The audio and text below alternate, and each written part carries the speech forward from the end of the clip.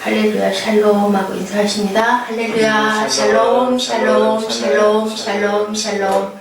하나님 사랑합니다. 여러분 주 안에서 사랑합니다. 애통하는 자는 복이 있다고 그러시네요. 위로를 받을 것이라고 이렇게 말씀하십니다. 우리나라 민족이 가장 좋아하는 게 뭔가 하고 생각해 봤습니다.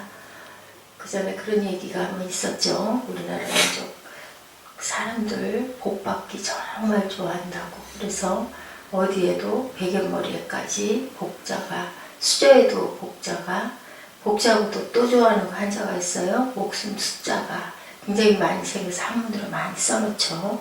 이불 깃에도 복이고요. 항상 어디에나 복이라는 글자가 새겨진 민족, 우리 민족뿐일 거다라는 그런 얘기가 있습니다.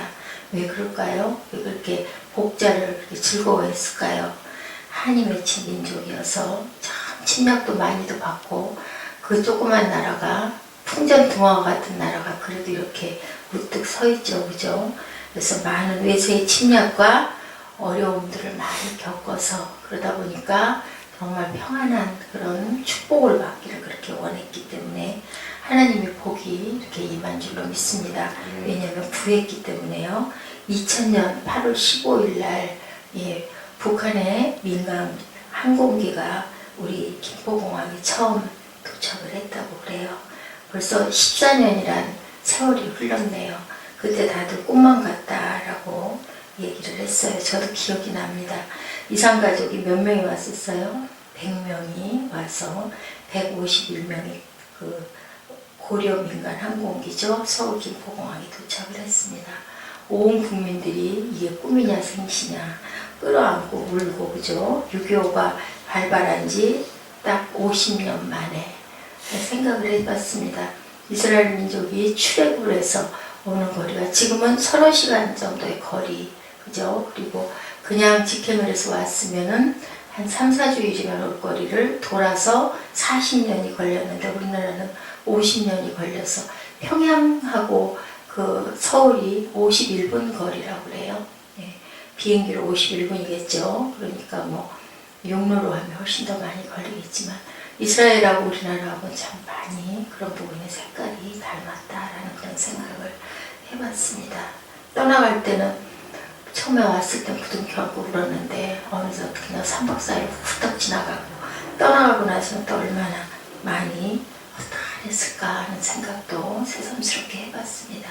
이렇게 우리 민족은 넘어야 할 험난한 산이, 아까도 잠깐 우리 꼭 아침 먹을 때 그 북한에 연결된 방송들이 있다 보면 생각을 하게 되는데, 그때보다는 2000년 그때보다는 더 많이 성큼 남북 통일이 눈앞에 다가와 있죠. 우리 또 백두산도 가볼 수 있고 천지연못도 볼 수 있겠구나라는 한번 그 소망을 한번 품어봅니다. 네, 김준홍 목사님께서 이런 얘기를 했어요. 중국에 갔을 때 북한에서 탈북한 어린이들을 보살피는 일이 있었다고 그래요. 그래서 아이들을 데려다 놓고 아마 맛있는 것들을 좀 이렇게 차려서 먹였던 것 같아요.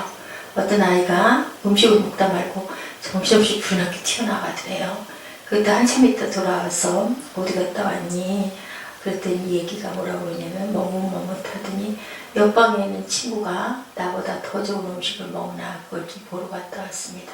그런 얘기를 하더랍니다. 그래서 목사님이 마음이 많이 아팠다. 먹는 것에 얼마나 많이 연연하고 못 먹었었으면. 그 북한은 지금도 서로 감시를 하다 보니까 이렇게 의심하는 마음이 생겨가지고 옆방을 가서 정탐을 하고 온 거죠. 이렇게 복받지 못하고 살면 어때요? 복에 대한 그런 먹지 못하고 살면 먹는 것에 대한 연연함이 큰 것처럼 사랑을 받지 못하면 어떤가요? 사랑하지 못하죠. 의심하고, 그죠? 항상 어떤 마음? 부정적인 마음. 그래서 우리가 아이들을 기를 때는 풍성하게 그럴 것 같아요. 조금 버릇이 좀 없어도, 그죠? 사랑을 많이 주고 버릇없는 것까지 자라도 또 주 안에서 열심히 기도하면서 기르면 그렇게 나쁜 길로 가지는 않을 것이다라는 생각. 왜냐하면은 제가 그 젊은 날 그 주변에 있는 열심히 하나님 섬기는 그런 그 가정의 아이들, 엄마 손길이 잘 못 미쳐요. 교회 일하느라고. 그래서 그런 부분 때문에도 갈등과 또 아주 굉장히 부부의 불화도 많고 주변에 또 눈총도 따갑고 말을 많이 드렸는데도 자라서 보니까 아주 훌륭하게 잘 자라 있더라고요.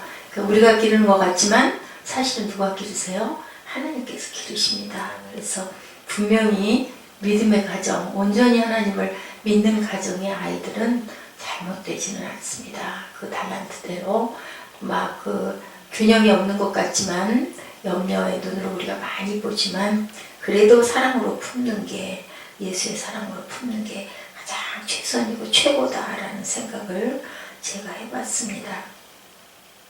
우리가 믿는 그리스도인들은 한을 푸는 일에 앞장서는 누가 돼야 될까요? 작은 천사들이 돼야 되겠죠. 그래서 그 부정적인 그 시선, 움츠려져 있는 마음, 상처받은 마음들을 우리가 어떻게 위로해 줘야 되겠죠. 애통이라는 것은 과연 뭘까라고 생각을 해봤습니다. 가난보다는 부자가 복이라는 관념이 항상 깔려 있는데 다윗은 어땠었나요? 다윗은 사울과 요나단을 죽였을 때 슬픈 노래를 지어서 애곡을 했죠. 죽은 사람을 애도하며 애통하는 것이 일상적인 애통이라고 할 수 있는데 슬퍼하는 사람이 행복하다라는 것은 일상적으로는 조금 좀 굉장히 아이러니한 말이에요. 그런데도 애통하는 자는 복이 있다라고 얘기를 하고 계십니다. 주님의 시선으로 볼 때는 천국적인 안목으로 볼 때는 슬퍼하는 사람이 기뻐서 웃는 사람보다 행복하다라는 얘기를 하고 계시는데 애통하는 자가 복이 있다는 사실 깨닫고 참으로 복된 자리에 서고 복된 길을 걷는 우리들이 되어야 할 줄로 믿습니다. 아브라함은 아내 사라가 죽었을 때 슬퍼하면서 애통했죠. 요셉은 아버지 야곱이 죽었을 때 며칠 동안 7일 동안 애곡하고 애통했습니다. 가나안 사람들이 그 모습을 보고 애굽 사람의 큰 애통이라고 그렇게 얘기를 했어요. 그죠? 죽은 사람을 애도하고 애통하는 그것이 일상적인 것인데 주님께서 말씀하신 애통이란 그런 의미가 아니겠죠. 애통하는 자가 복이 있다라고 말씀하실 때 애통은 무엇을 의미할까요? 회개의 애통을 주님께서는 말씀하고 계십니다.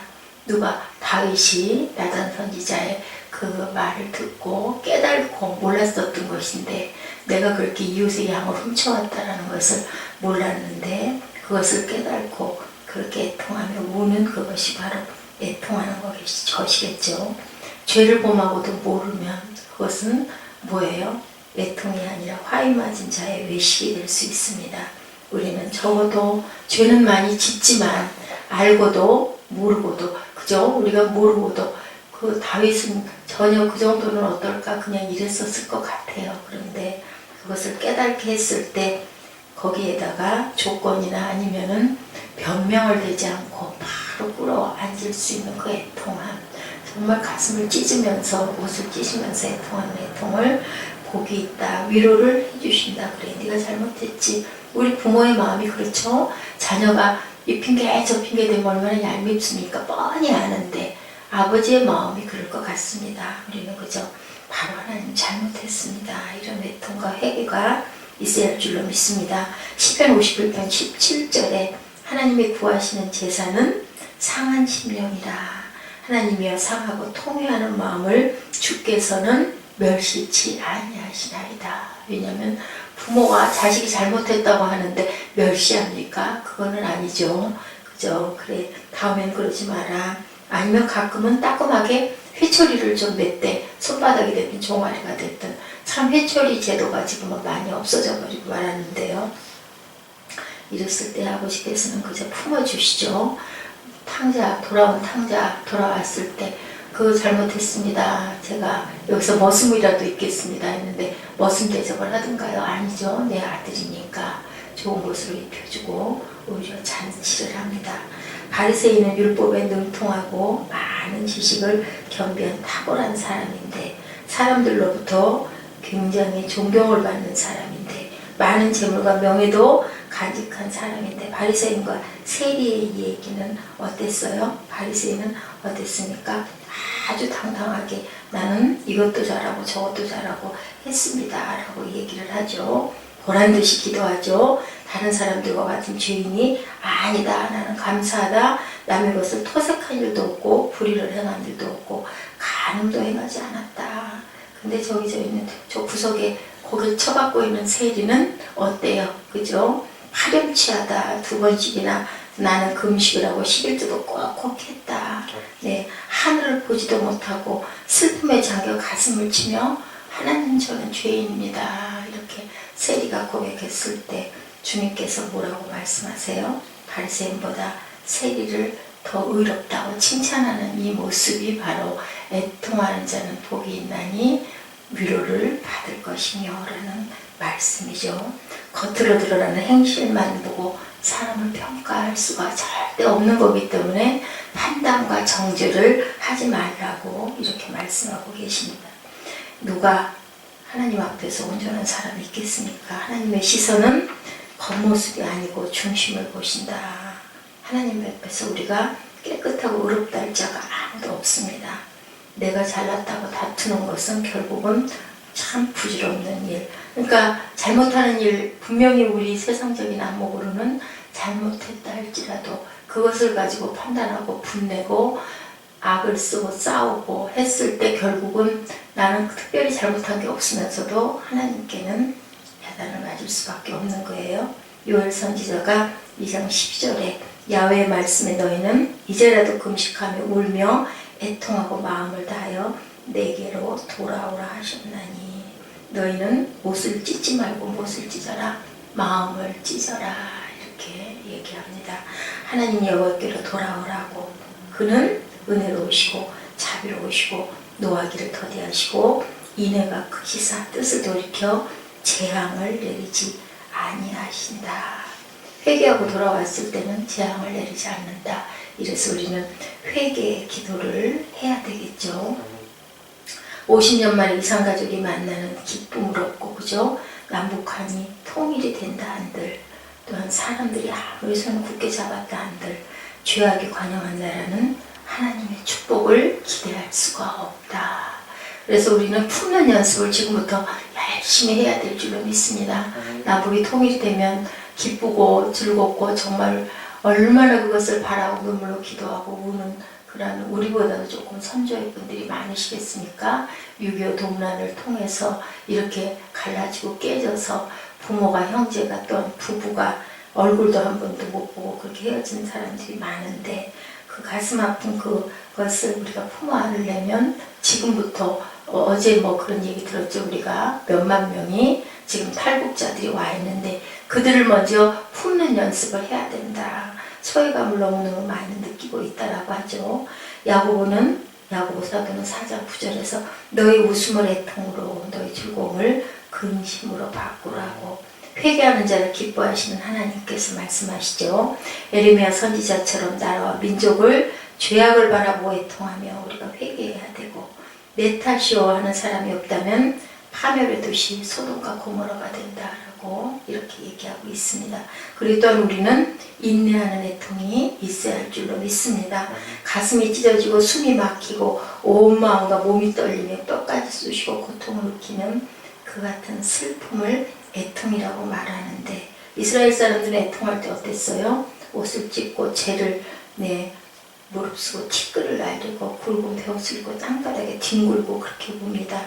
요셉이 없어지자 누가 그랬어요? 야곱이 그랬죠. 자기 옷을 찢고 그리고 자식 때문에 애 끓는 그 애가 2장 11절에 보면은 에레미야는 창자가 끊어지는 아픔이라고 얘기하고 있어요. 우리말에도 애간장이 탄다라고 하죠. 간장이 녹고 애간장이 끊어진지라라고 표현할 때가 많습니다. 애통은 또한 이렇게 인내할 때 아무리 힘들어도 참고 견딜 때 애통하는 자에게 하나님께서 위로를 주신다라는 것을 우리는 주님도 우셨죠? 예루살렘 성에 입성하는 날 갑자기 흐르는 눈물을 감추지 못하셨습니다. 왜냐하면 저 예루살렘 성전이 이제는 무너질 것이다 라는 것을 알고 계셨기 때문에. 왜 우셨을까? 무엇 때문에 우셨을까? 누구 때문에? 우리 때문에 우셨습니다. 탕자가 허랑방탕하여 재산을 탕진했어도 돌아오는 것을 기다리는 아버지의 마음으로 주님께서 우셨죠. 자식을 잃어버린 부모의 마음은 하루도 편할 날이 없고, 그런 얘기 저 주변에서도 어린 날 많이 봤어요. 지금은 다 없어진 일인데요. 글쎄요, 시골 벽청 같은 데는 있을 것 같기도 하네요. 그 주발에다가 밥 담아가지고 어디다가 아랫목에다가 그 담요 같은 거 이런 천에다가 이렇게 싸서 이렇게 묻어놓죠. 그 밥이 계속 식은 밥, 천밥이 되면 그 다음날 항상 어머니들이 그걸 드셨어요. 이렇게 자식 것들을 꼭 담아놨던 그 사랑, 그죠? 그런 사랑이 참 그립습니다. 자식을 잃어버린 부모의 마음은 이렇게 편치가 않고, 나간 자식은 항상 밥을 떠먹고 기다리고 또 문 열고 동고밖을 내다보는 그러한 부모의 마음, 네, 그 마음, 그렇게 기다리는 인내의 기도가 우리에게 있어야겠습니다. 네, 다 양 같아서 그릇 행하며 제 갈 길로 갔지만 하나님께서는 우리의 죄악을 누구에게? 예수께 담당시키셨죠. 그 눈물 속에서 참고 인내하는 하나님의 애통함을 우리가 배우고 담고, 그리고 우리도 실천하고 인내하는 그러한 기도, 그 애통이 있어야 할 줄로 믿습니다. 네, 이렇게 그 거지와 나사로도 그랬었죠. 아브라함이여 나를 불쌍히 여겨주소서. 나사로를 여기에 보내서 그 손가락에 물을 집어 내 혀라도 따뜻 시원하게 해주시옵소서. 나는 이 불 속에서 몹시 고통당한다 했을 때 아브라함 뭐라 그랬어요? 내가 세상에 살던 때를 생각해봐라. 너는 가지고 싶은 모든 것을 가져보았지만 나사로는 아무 가진 것도 없었다. 그래서 지금 나사로는 여기서 위로를 받고 있다 그래요. 그죠? 이렇게 통하는 자는 복이 있나니 저희가 위로를 받을 것이며, 예, 인내하고 참으면 주님께서 이렇게 위로해 주신다. 인내의 기도를 하십시다. 우리가 이 땅에서 환난과 고난을 안 겪고 가는 사람은 아무도 없어요. 그런데 이왕 겪고 갈 거 애통하고 하나님의 위로를 받아야 기쁘지 않겠습니까? 그것을 바라보면, 그 상을 바라보면 오늘 애통 정도는 얼마든지 너끈히 참을 수 있죠. 우리가 크리스찬들이 다른 것은 하늘에 소망을 두고 사는 자들은 하늘이 우리를 위로하시는 것을 알기 때문에, 그죠? 우리가 잘못했을 때 애통하고 인내하는 그런 기도, 참고 인내하는 애통이 우리의 삶 가운데 넘쳐나서 하나님께서 우리에게 주시는 위로와 평강의 축복이 우리의 인생 여정 속에 함께 하시기를 주님의 이름으로 축복합니다. 기도하는 애통이 이렇게 있어야 합니다. 회개의 애통이 있어야 합니다. 기도하는 애통이 있어야 합니다. 인내하는 애통이 있어야 합니다. 애통하는 것은 자신의 부족함과 나약함을 있는 그대로 털어놓는 것이 바로 애통입니다. 사람에게는 할 수 없을지라도 누구에게는, 하나님께는 우리가 얼마든지 할 수 있죠. 같이 통성으로 기도할 때 옆 사람이 들을까봐 염려가 될 때는 또 우리 방언으로 기도할 수도 있고, 내가 하나님과의 직통을 할 때 내 양심의 모든 것을 비워놓고 기도하는 애통, 그랬을 때 하나님께서 위로하신다고. 하나님께 말 못할 것이 아무것도 없죠. 자식이 없어서 선물 받던 누가 한나는 하나님께 이렇게 애통하는 기도를 드림으로 인하여서 귀한 아들을 얻고, 또 그 이후에도 더 많은 복을 받아서 많은 아들과 딸을 하나님께서 주셨어요. 그리고 서운한 것을 한나는 그대로 지켜서 사무엘처럼 귀한 그 선지자를 낳을 수가 있었죠. 한나 입술은 어땠다고 떨리듯이 움직였지만 아무 소리도 나지 않고 얼굴은 벌겋게 상기가 돼서 성령의 충만함으로 기도할 때 오해도 받았지만, 그렇지만 어땠어요? 애통하는 자의 기도, 그리고 인내하는 자의 기도를 듣고 위로의 영으로 하나님께서 모든 복을 주셨습니다. 예, 로마서 8장 26절 우리가 너무 많이 기뻐하는 그런 말씀이죠. 성령도 우리의 연약함을 아시나니 말할 수 없는 탄식으로 구할 바를 모를 때 우리의 것을 대신 구해주시는 성령께서 우리 안에 있는 한은 우리는 염려할 것이 아무것도 없는 줄로 믿습니다. 다윗도 고백하죠. 내가 탄식함으로 곰핍하여 밤마다 눈물로 내 침상을 띄우며 내 요를 적시나이다. 시편에서 이렇게 고백합니다. 내 눈물이 주야로 내 음식이 되었나이다 라고 이렇게 말을 할 정도로 다윗은 하나님께 결국 뭘까요? 참 많이 기도했다라는 거예요. 그죠? 그랬기 때문에 내 마음에 합한 자다라고 얘기하죠. 미국의 대통령 중에서 가장 존경받는 아브라함 링컨이 노예 해방이라는 위대한 업적을 남겼어요. 대통령의 업무를 시작하기 전에 항상 어떻게 했다고요? 먼저 성경에 손을 얹고 그리고 성경을 읽고 하나님의 뜻을 찾고 그리고 직무를 시작을 했다고 합니다. 이렇게 했을 때 미국에서 가장 존경받는 대통령이 될 수 있었다는 거죠. 하나님, 내가 진실과 전심으로 주님 앞에서 행한 것을 기억해 주옵소서. 나를 이 질병에서 건져 주십시오 했을 때 어떻게 했어요? 히스기야를 15년 동안 생명을 연장도 시켜주셨던, 해시계를 뒤로도 물려주셨던 정말 절대 전능에 못할 것이 없는 무소부지하신 하나님께서 오늘도 이 아침에 우리에게 애통하는 자는 복이 있나니 너희가 위로를 받을 것이다 라고 말씀하십니다. 슬픔이 슬픔으로 끝난다면 아무 의미가 없죠. 슬픔 중에서도 행복한 사람이 될 수 있는 우리는 얼마나 귀한 자들입니까? 귀한 하늘의 소망이 있는 크리스찬들에게는 누가 계셔서 보혜사 성령께서 헬퍼로 우리 옆에 우리 안에 함께 계십니다. 이래서 애통하는 자는 행복한 사람입니다. 주님을 바라보는 자가 복된 자죠. 우리 민족들이 복을 이렇게 좋아하는데 그 복 안에 위로의 복이 충만히 넘치는 그런 성도들이 다 되어야 할 줄로 믿습니다. 성도에게 있어야 할 애통은 회개하는 애통, 죄를 고백하고 인내하고 기도하고 그리고 참고 회개하는 그런 저희들, 하나님께 부르짖고 기도하는 애통이 있어서 하나님의 따뜻한 사랑과 위로가 넘치는 하루, 그리고 위로가 넘치는 한 해, 위로가 넘치는 일생이 되시기를 주님의 이름으로 축복합니다. 우리 5장 4절 말씀은 한 번 더 고백하시고 기도하는 시간 갖도록 합니다.